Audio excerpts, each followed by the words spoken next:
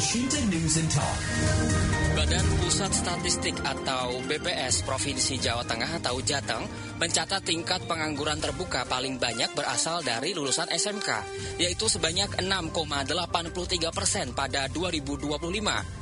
Angka pengangguran itu didominasi dari lulusan SMK.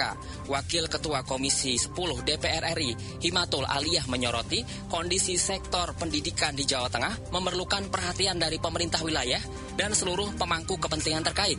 Ia mencontohkan lulusan sekolah vokasi di Jawa Tengah justru menjadi penyumbang pengangguran.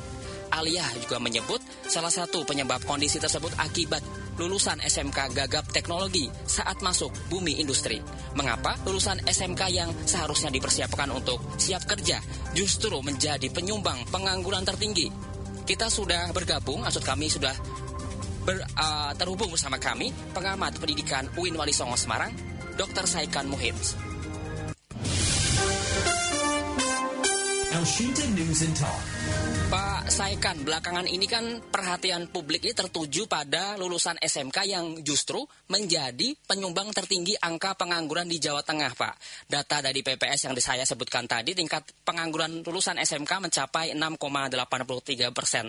Hal ini kan tentu menjadi miris gitu ya, mengingat SMK yang dirancang untuk siap kerja seperti itu, terjun ke industri dan masuk ke dunia kerja, namun ternyata banyak lulusan yang di dunia ini, maksudnya di dunia kerja belum siap menghadapi tuntutan industri, terutama dalam penguasaan teknologi. Bagaimana Pak Saikan ini melihat fenomena lulusan SMK yang justru ya menjadi penyumbang tertinggi ya angka pengangguran di Jawa Tengah sendiri? Ya, terima kasih Radio Elshinta. Seperti yang di beberapa media sampaikan, itu memang fenomena SMK yang dianggap memberi kontribusi pengangguran yang cukup banyak. Ini merupakan sebuah anomali ya, keanehan itu. Karena kalau dilihat dari segi fitrahnya SMK atau tujuan dasar SMK itu kan untuk menciptakan lulusan yang siap bekerja di perusahaan atau industri. Sementara ini ada data bahwa SMK itu justru banyak pengangguran. Nah, ini sesuatu hal yang aneh, yang ada sesuatu yang salah, ada sesuatu yang perlu dibenahi. Karena seharusnya semakin banyak SMK, semakin banyak siswa yang lulus, seharusnya itu bisa memberi kontribusi untuk mengurangi pengangguran dan lebih luas lagi bisa mengurangi kemiskinan. Nah, ketika data itu SMK memberi kontribusi dalam pengangguran itu, memang persoalannya ini complicated gitu Mas. Saya sudah beberapa kali juga menyampaikan bahwa pendidikan itu kan sistemik ya. Ada faktor kurikulum, ada faktor manajemen, ada faktor masyarakat, dan lain sebagainya. Gitu. Nah, ketika SMK ini ada masalah yang seperti itu, ya itu faktornya bisa complicated, bisa faktor kurikulumnya yang kurang tepat, bisa SDM gurunya yang kurang tepat juga, atau mungkin manajemen, atau mungkin bahkan pola kerjasama dengan industri itu yang mungkin kurang tepat atau perlu dibenahi begitu Mas. Baik Pak Saikan, apakah ini menunjukkan ya Pak ada ketimpangan gitu antara pendidikan vokasi dan kebutuhan industri ya Pak? Gini, kalau memang pertanyaannya itu ada ketimpangan antara vokasi dan industri, itu memang begini Mas, secara akademik yang namanya link and match yang dimaksudkan itu sekolah itu bisa memberi tenaga kerja yang profesional kepada industri, itu memang ya menurut saya selamanya tidak akan bisa menghilangkan ketimpangan. Karena jumlah lapangan pekerjaan di industri itu sampai kapanpun itu dengan lulusan SMK yang selama ini semakin banyak SMK itu dan semakin banyak juga lulusan, itu kok menurut saya tidak akan bisa seimbang antara jumlah lapangan pekerjaan di industri dan dengan jumlah lulusannya gitu. Sehingga ya sampai kapanpun ini kalau tidak diimbangi dengan manajemen yang baik, ya memang selalu ada ketimpangan karena jumlah lapangan pekerjaan di perusahaan atau industri lebih kecil dibanding lulusan SMK setiap tahun gitu Mas itu. Ini kan problem tersendiri sebenarnya itu kan. Seharusnya kan harus ada kuota dibatasi gitu. Penerimaan siswanya dibatasi, penerimaan lulusannya dibatasi, sehingga ada keseimbangan antara lapangan pekerjaan di industri dengan lulusan dari SMK gitu. Baik, berarti perlu adanya pembatasan ya Pak. Jadi untuk apa yang dibutuhkan industri seperti itu ya Pak?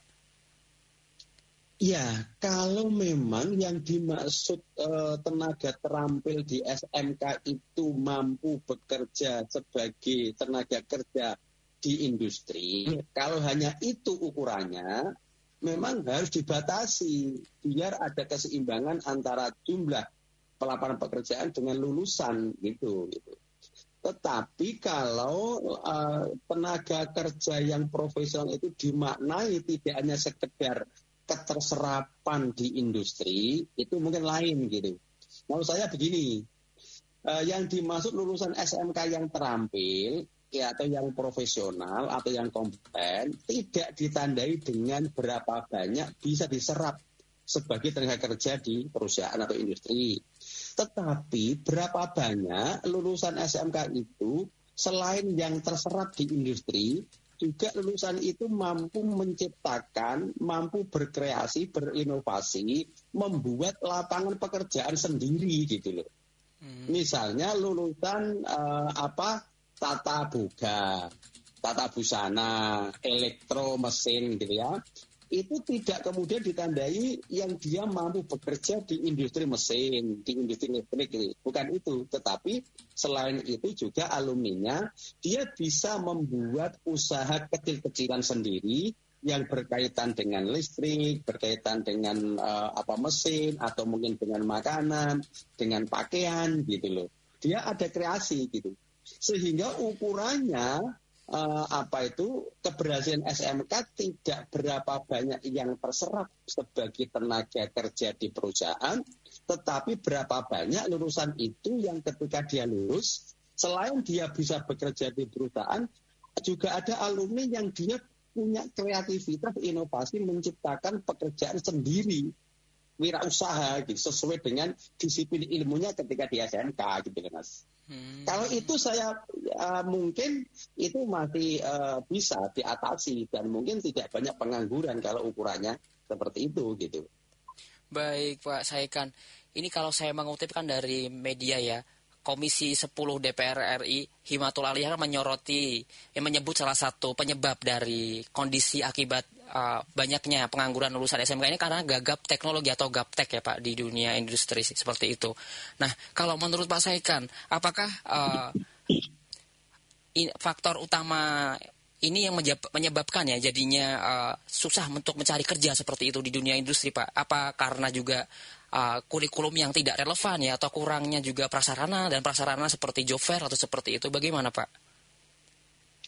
Iya, gini tadi Mas, memang kan persoalannya sistemik ya, banyak hal gitu. Tetapi kalau mungkin dikerucutkan mana yang paling dominan, itu memang ada beberapa hal ya. Yang pertama, faktanya SMK di lapangan itu kan mungkin ya masih ada beberapa sekolah yang sarananya itu belum sesuai dengan yang diharapkan dengan industri. Mungkin ya hanya mungkin baru sementara sehingga ada tahapan proses, sehingga sarana laboratnya dan yang lainnya itu masih kurang. Sehingga ketika laboratoriumnya itu masih kurang, ya otomatis berimplikasi kepada kompetensi lulusan yang juga belum maksimal.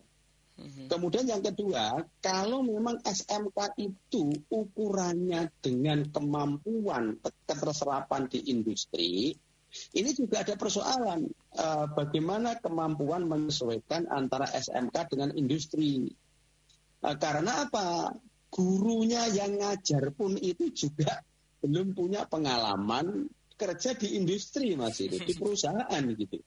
Sehingga mungkin di dalam menyusun kurikulum karena guru-gurunya juga belum punya pengalaman, di industri itu ya kira-kira mungkin kurikulumnya itu sifatnya preventif begitu, tidak realistis gitu ya. Nah ini kan termasuk kekurangan itu kalau memang SMK itu ukurannya keterserapan di dunia industri gitu loh. Gitu, baik Pak Saikan. Lalu bagaimana Pak untuk peran sekolah ini Pak dalam menjembatani ya kesenjangan ya antara dunia pendidikan dan dunia kerja khususnya di sekolah SMK sendiri ini Pak? Ya gini Mas, itu mungkin diawali dari paradigma berpikir ya. Ketika bicara SMK itu kan dasarnya, basicnya itu kan teori human capital gitu ya. Teori human capital yang diciptakan kalau nggak salah Theodore Wessel ya. Itu mengatakan bahwa sekolah yang baik itu yang mampu memberikan keterampilan lulusan, terus kemudian nanti lulusan itu bisa bekerja dan menghasilkan uang yang banyak, kapital yang banyak gitu. Sehingga ukurannya dia bisa bekerja di perusahaan. Kalau itu hanya itu yang dipakai rujukan, memang selamanya akan menimbulkan konflik atau problem di dunia SMK. Nah mungkin teori yang dipakai sekarang tidak lagi human capital, tapi mungkin human capability. Ya. Human capability itu mengatakan bahwa pendidikan itu memberikan kecerdasan, inovasi, dan kreativitas kepada lulusannya, supaya lulusannya itu bisa nanti ketika lulus bisa berkreasi, mencari pekerjaan sendiri, menciptakan pekerjaan sendiri dengan berbagai keterampilan itu gitu. Nah, anak-anak SMK ini mestinya jangan hanya diplotting, didesain untuk menjadi tenaga kerja di perusahaan atau industri, tetapi didesain kurikulumnya itu bisa menjadi peran ganda, bisa menjadi tenaga profesional di perusahaan industri, bisa juga menjadi lulusan yang inovatif, kreatif, bisa memegang, melaksanakan usaha sendiri yang kecil-kecilan, misalkan UMKM misalkan itu gitu.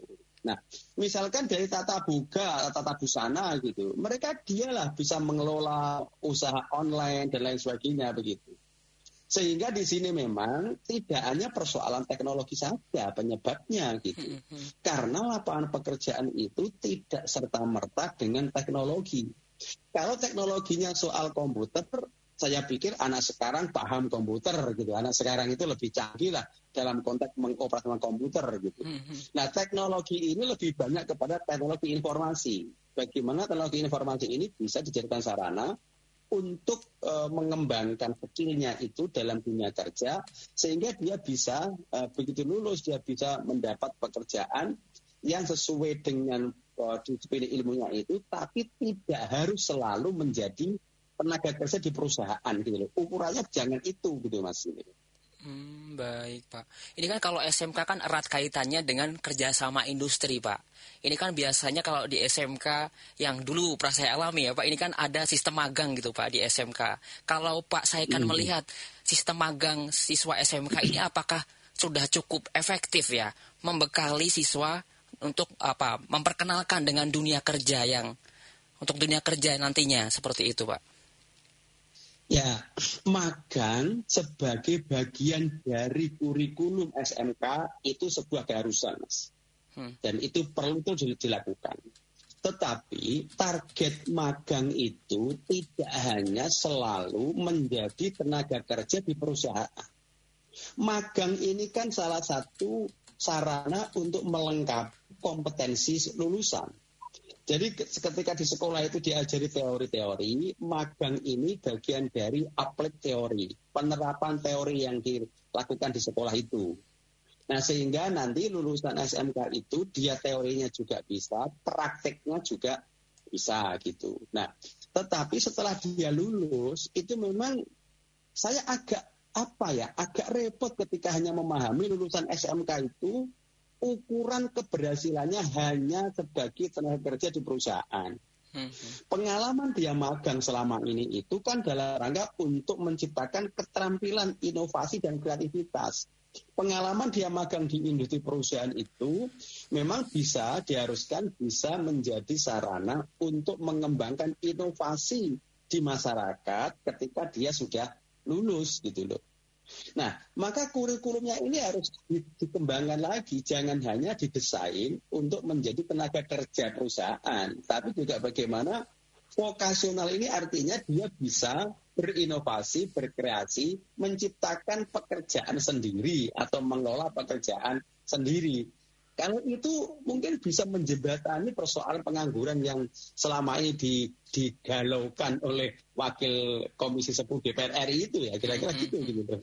Berarti tidak hanya lulusan kerja yang diserap industri, tapi juga menciptakan lapangan kerja sendiri seperti berwirausaha, seperti itu ya Bapak? Menurut saya iya itu, karena memang sampai kapanpun jumlah lapangan pekerjaan di industri tidak akan pernah bisa seimbang atau sama dengan lulusan SMK gitu loh Mas. Baik. Kalau Pak Saikan nih menilai ya peran kurikulum sekarang ini, kurikulumnya kurikulum Merdeka Belajar ya Pak dalam konteks pendidikan di vokasi SMK ini, apakah ini cukup relevan ya Pak dengan kebutuhan industri sekarang Pak dari kurikulum yang baru ini Merdeka Belajar? Ya gini, ketika bicara Merdeka Belajar yang saya pahami sampai hari ini itu, Merdeka Belajar itu kan sebenarnya penekanannya itu pada karakter. Jadi ketika bicara keterampilan, bagaimana lulusan itu memiliki keterampilan yang berkarakter gitu. Artinya begini, keterampilan yang dimiliki oleh lulusan sekolah utamanya SMK itu keterampilan yang bisa menciptakan kepribadian yang baik. Misalnya SMK itu mengambil jurusan busana pakaian gitu ya. Dia punya berbagai keterampilan di dalam mendesain, memanage, memasarkan tentang pakaian itu atau busana itu. Dan karakternya itu apa? Bagaimana lulusan SMK itu punya inovasi, bisa mengembangkan busana itu yang lebih baik, yang menggambarkan kepribadian, tidak disalahgunakan pakaian itu dalam konteks masyarakat. Ketika dia bisnis atau usaha buka di bidang pakaian ya dipilih yang baik, dengan cara-cara yang baik, dengan cara yang jujur, yang amanah gitu.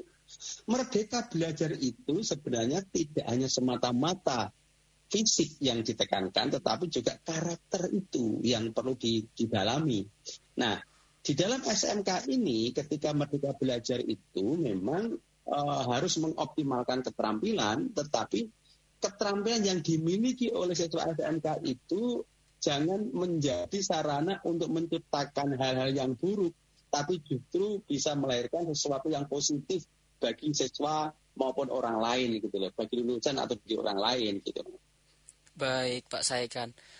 Ini kan kalau saya lihat kan banyak ya SMK yang memiliki jurusan yang seperti jurusan menjahit ya. Ini kan kalau kita jurusan menjahit banyak ya Pak penjahit seperti itu di industri. Ya. Apakah ini juga akan mengancam ya jurusan-jurusan yang makin banyak bermunculan jika misal banyak siswa lulusan SMK ini membuka memulai usaha sendiri seperti itu? Atau bisa juga jurusan-jurusan seperti SMK yang kurang diminati seperti penjahit atau dan lain sebagainya ini kurang diminati di dunia industri seperti itu, Pak. Nah, itu kan salah satu implikasinya.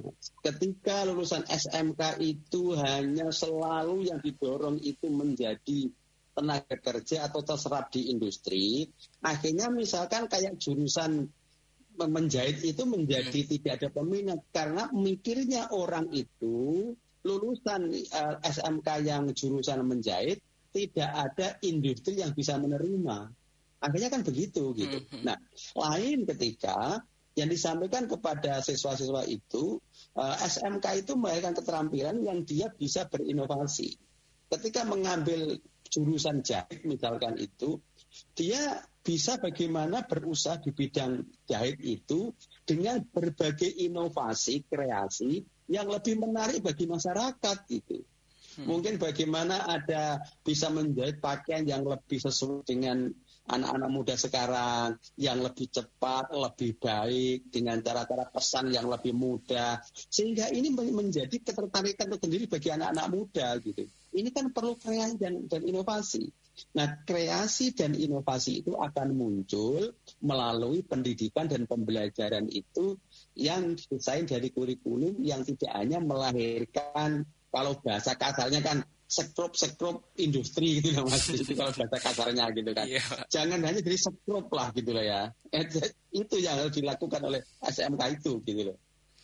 Baik Pak Saikan, berarti nanti jurusan SMK yang misalnya udah lama, udah usang kurang diminati industri. Nah, ini apakah nanti perlu rekonstruksi lagi gitu jurusannya Pak, supaya sesuai dengan dunia pasar atau dunia kerja lagi gitu Pak? Itu otomatis, tetapi kan yang perlu direkonstruksi, redesain ulang itu kan istilah pasar itu siapa? Pasar itu apa gitu kan? Apakah pasar itu dimaknai hanya formal, sempit perusahaan, pabrik menerima tenaga kerja, apakah itu perusahaan itu lapangan pekerjaan, atau lapangan pekerjaan itu ya pabrik, ya masyarakat dimanapun selama lulusan SMK itu bisa mengembangkan diri, mengembangkan kemampuan untuk berusaha menghasilkan suatu income kehidupan gitu loh. Nah, kalau pekerjaan ini hanya sempit saja, selalu diorientasikan hanya pabrik, ya sampai kapan susah. Wong pabrik juga kadang-kadang gulung tikar kok. Dan ada PHK gitu kan. Terus bagaimana kalau kena PHK kemudian terus frustasi, kemudian melakukan jalan pintas yang negatif, itu kan repot itu. Kalau hanya mindsetnya lapangan pekerjaan di mana hanya sempit, hanya pabrik saja gitu loh. Baik Pak Saikan. Ini kan saya baca juga, Komisi 10 ya tadi yang menyarankan untuk pembaruan infrastruktur SMK. Nah, menurut Pak Saikan, pembaruan seperti apa Pak yang paling urgent ya sepertinya kayak gitu, Pak, yang paling urgent dilakukan gitu? Apakah hanya sebatas fasilitas fisik atau mencakup atau juga mencakup pelatihan guru misal Pak, atau pembaruan kurikulum seperti itu? Pak. Ya karena lagi-lagi saya berasumsi pendidikan itu sistemik. Jadi ketika ada pembaruan infrastruktur atau sarana itu atau pembaruan manajemen begitulah secara umum begitu ya. Itu ya memang bagaimana bisa memperbarui sarana prasarana fisiknya juga ya minimal ada standarnya lah. Standar dari Kemendikbud itu seperti apa, SMK minimal sarannya apa harus terpenuhi. Yang kedua, tidak hanya sarana, itu memang peningkatan kompetensi guru juga harus terus dilakukan. Karena guru di SMK dengan di SMA atau MA ini kan memiliki karakter yang berbeda. Guru SMK itu, kalau ada yang menyebutkan materi di SMK itu kan 60-70 itu praktek, vokasi, 30-40 itu teori. Sehingga guru-guru di SMK itu kan harus punya kemampuan yang praktis, aplikasi dalam ilmu itu. Maka pelatihan-pelatihan bagi guru SMK juga perlu didorong dalam rangka untuk mewujudkan lulusan yang kompeten itu. Dan yang ketiga, kepemimpinannya pun harus berbeda. Kepemimpinan di SMK itu yang menekankan vokasi itu ya tentunya berbeda dengan di SMA dan di MA gitu. Nah, mungkin upgrading kemampuan kepala sekolah juga perlu dilakukan sehingga lebih sesuai dengan harapan itu. Dan yang keempat, pola kerjasama dengan industri itu harus terus kontinuitas terus gitu. Jangan insidental. Dan itu harus berkelanjutan mulai kelas 1, kelas 2, kelas 3. Industri harus selalu terjalin itu komunikasi itu sehingga industri selalu memberikan updating perkembangan industri kepada sekolah itu sehingga sekolah bisa merespon dengan baik gitu. Jadi banyak hal yang perlu dilakukan ketika bicara mutu lulusan itu gitu Mas. Baik Pak Saikan. Ini ada komentar Pak dari pendengar, saya bacakan dulu nanti bisa direspon ya Pak. Ini dari Alwi Semarang. Saya setuju sama Pak Saikan, tapi pendidikan di kejuruan seharusnya dievaluasi kembali deh, terutama untuk kurikulum yang udah nggak relevan di sekarang ini ya. Misalnya aja coding, masih dikit loh SMK yang punya jurusan ini, dan ini gimana pemerintah dan sekolah bisa mengikuti tren zaman. Mungkin bisa ditanggapi Pak Saikan. Ya, dari Mas Alwi Semarang ya. Ya lagi-lagi gini Mas, saya tuh Iya, karena mungkin saya orang sosial gitu ya. Ketika berbicara sekolah mengikuti perkembangan zaman, ini lagi-lagi kan jangan dimaknai perkembangan zaman yang sifatnya formal atau fisik gitu. Maksudnya begini, ketika sekarang ini itu zamannya sedang pada tren TikTok atau mungkin IG atau sosmed, kemudian semuanya ke sosmed gitu. Ketika besok misalkan itu trennya itu sedang mungkin persoalan pertanian misalkan, kemudian bergeser ke pertanian. Bukan itu yang saya pahami ketika menyesuaikan dengan masyarakat itu gitu. Nah, yang dimaksud menyesuaikan itu begini menurut saya, itu lulusan SMK itu harus bisa menghadapi tantangan di masyarakat. Tantangan dalam bentuk apapun itu bisa dihadapi ketika lulusan itu punya bekal keterampilan, punya bekal kecerdasan yang bisa melakukan inovasi dan kreasi atau kreativitas gitu. Nah, kurikulum yang didesain itu memang jangan hanya mengejar atau sesuai dengan perkembangan zaman yang sifatnya formal kayak tadi itu. Tapi cukup bagaimana kurikulum itu bisa memberikan kebebasan kepada siswa itu untuk bisa berkreasi dan berinovasi. Ketika lulusan itu, ketika lulus dia sudah punya bekal inovasi, kreatif dan cerdas, dia hidup di zaman apapun dia bisa menyesuaikan ketika orang itu cerdas gitu loh. Cerdas pikirannya, cerdas hatinya, dan cerdas yang lain gitu loh. Mungkin itu yang perlu dipahami oleh masyarakat ketika bicara pendidikan itu. Mungkin lebih ke skillnya ya Pak, tidak ikut FOMO-FOMOan seperti itu ya Pak. Ya oke lah kalau sekarang bahasa FOMO ya, gitu, FOMO, mengikuti gitu. Zaman seperti itu trennya. Menyiapkan skillnya itu yang dihadapi itu, globalisasi, teknologi, skill apa yang perlu dimiliki itu gitu loh. Skill dasar ya, nanti ketika sudah punya skill dasar itu berhadapan dengan persoalan masyarakat kan dia bisa menyesuaikan karena dia sudah punya bekal kecerdasan yang mumpuni gitu loh. Baik Pak Saikan, ini kalau saya baca lagi juga ada ya di beberapa artikel online, BPS mencatat rata-rata lama sekolah masyarakat Jawa Tengah ini hanya 8,47 tahun. Di usia di atas 15 tahun ini menempuh pendidikan selama 8,47 tahun ya. Apa dampaknya ini Pak terhadap sumber daya manusia di masa yang akan datang seperti itu? Berdasarkan ya yang saya baca-baca di beberapa referensi dari aspek psikologi itu Mas, sebenarnya kan kualitas ilmu itu tidak ditentukan lamanya dia membaca, lamanya dia belajar, tetapi dari sejauh mana dia mampu memunculkan semangat atau rasa senang atau motivasi terhadap sebuah ilmu itu gitu. Ada orang yang belajarnya singkat, tetapi ketika dia belajar itu dengan motivasi yang kuat, dengan penuh kesenangan dan enjoy, itu lebih bermanfaat, lebih efektif daripada orang yang belajarnya lama, tetapi dia itu tidak merasa nyaman, tidak enjoy. Walaupun lama dia tidak ada bekasnya, tidak ada asarnya, tidak ada mutunya. Tetapi walaupun sebentar, dengan penuh konsentrasi, penuh motivasi, dengan gembira, dengan senang, itu akan lebih berkualitas gitu.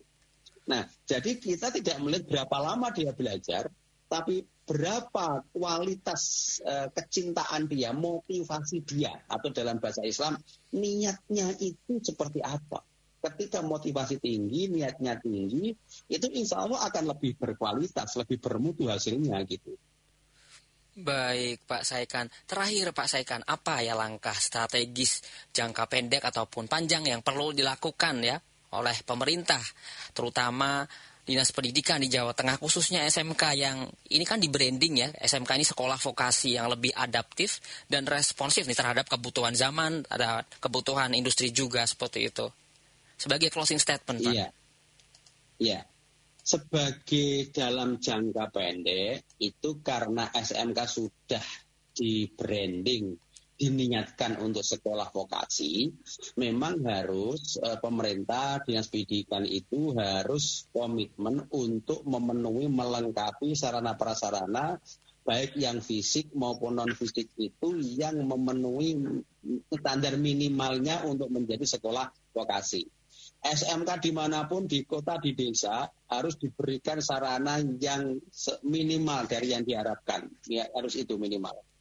Yang kedua, jangka panjang, bahwa pengertian lapangan pekerjaan, tenaga kerja, itu jangan hanya lulusan SMK itu jangan hanya menjadi tenaga kerja di perusahaan, yang kalau bahasa kasarnya jangan hanya menciptakan sekrup atau baut-baut industri gitu. Tetapi bagaimana menciptakan lulusan yang dia itu punya kemampuan berkreasi, berinovasi di dalam mengembangkan disiplin ilmunya itu, sehingga dia bisa berusaha sendiri, berwirausaha sendiri, dan bisa menghasilkan pendapatan yang untuk meningkatkan taraf kehidupannya gitu. Mungkin itu Mas yang saya sampaikan. Terima kasih. Baik, terima kasih Pak Saikan sudah berbincang bersama kami di Radio El Sinta Semarang. Selamat siang. Selamat siang. Demikian pendengar El Sinta, perbincangan kami bersama pengamat pendidikan UIN Wali Songo Semarang, Dr. Saikan Muhid. El Sinta Semarang News and Talk.